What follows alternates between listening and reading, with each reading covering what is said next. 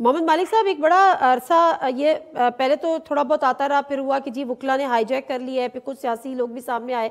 कल अली मोहम्मद खान साहब का एक बड़ा बयान सामने आया कि जी इमरान खान साहब से मुलाकात हुई है और अब फैसले जो हैं वो सियासी लोग ही करेंगे। ये मामला क्या पीटीआई में पकड़ा था कि वुकला ने हाईजैक कर ली है और सियासी शख्सियात को इससे बड़ी रिजर्वेशंस थी?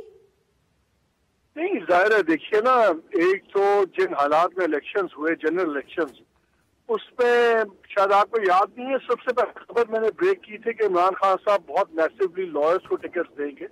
उसकी एक वजह थी, उनका ख्याल था कि वकील होंगे तो डिस्क्वालीफाई नहीं होंगे और अदालतें भी ज्यादा लिहाज करेंगी वकला का, तो इसलिए मेरे कैंडिडेट बच जाएंगे। ऑब्वियसली उसके बाद एक ओवरसाइज इन्फ्लुएंस तो उनका हुआ, और क्योंकि खान साहब अंदर हैं तो उसकी वजह से अब एक कम्युनिकेशन गैप तो है, और जाहिर है वुकला के थ्रू वो बात करते हैं।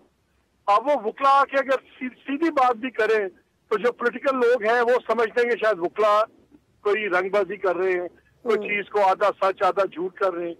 फिर उनकी अपनी पॉलिटिक्स है। आपको याद है जब गौर खान साहब की जगह अली जफर साहब का नाम लिया था, आया था एज चेयरमैन, तो फौरी बयान दागा था शेर अफजल मरवत ने। उन्होंने कहा जी ये नाअहल थे, नाअहली की बुनियाद पे इनको हटाया। खान साहब ये नाकाम हो गए थे चेयरमैन, लेकिन फिर उनको दोबारा वो चेयरमैन बन गए। गले भी मिले थे जाके।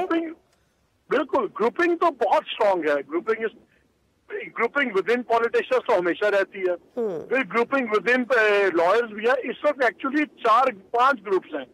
एक पॉलिटिशियंस के 2 ग्रुप जो डब्स और हॉक्स में बटे हुए थे, लॉयर्स के 2 ग्रुप, एक शेर अफजल मरवत लेड, एक गौर खान साहब लेड, ये हो गए 4 ग्रुप, और फिर लॉयर वर्सेस पॉलिटिशियंस ये हो गए 5 ग्रुप। तो इस वक्त पीटीआई में 5 ग्रुप्स बने हुए हैं।